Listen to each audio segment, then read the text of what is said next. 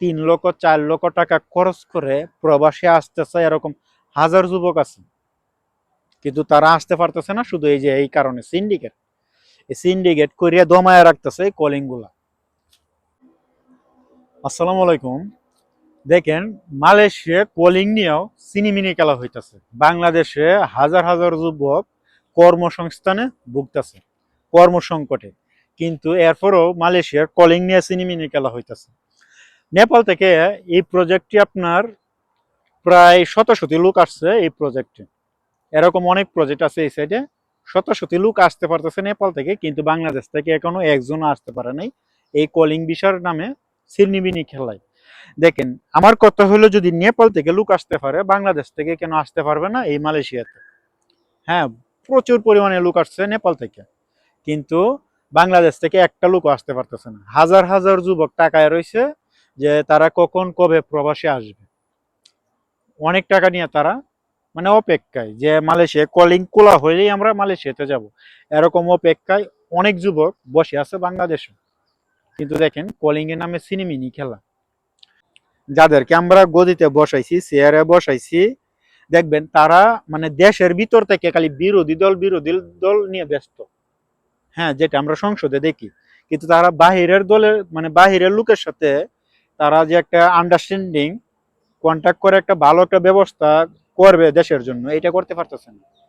অনেক যুবক এখন প্রায় দেখবেন যে ঢাকা শহরের দিকে রওনা দেয় শুধু গার্মেন্টসে কাজ করার জন্য, কিন্তু গার্মেন্টসের কাজও তাদের জন্য মানে ইয়া নাই। হ্যাঁ, গার্মেন্টসও এখন সংকট। তো 3 লক্ষ 4 লক্ষ টাকা খরচ করে প্রবাসে আসতেছে, এরকম হাজার যুবক আছে, কিন্তু তারা আসতে পারতেছে না শুধু এই যে এই কারণে সিন্ডিকেট করিয়া দমায় রাখতেছে কলিং গুলা সিন্ডিকেট করে দমায় রাখতেছে। কারণ এটা মানে আমার দেখা নেপাল থেকে কয়েক শত লোক আসছে এই প্রজেক্টে। দেখান তো একটু প্রজেক্ট গুলো, ওই পাশ দিয়েও দেখান তো। কয়েক শতাশতি লোক যদি এখানে আসতে পারে, মানে শুধু এখানে মালয়েশিয়াতে যে এই প্রজেক্টে তাই না, বিশাল বড় মালয়েশিয়া। তো অন্যান্য এরিয়ায় আরো অনেক লোক আসছে এই সপ্তাহে। তাহলে আমার কথা হইলো, বাংলাদেশে যুবকেরা কেন আসতে পারে না? আপনারা কলিং এর নামে সিনেমিনি খেলতেছেন, সুযোগ সুবিধা দেন তাদেরকে। বাংলাদেশের ছেলেরাও আসুক, কাজ করুক, দেশটা উন্নত হোক, আমাদের দেশটা উন্নত হোক।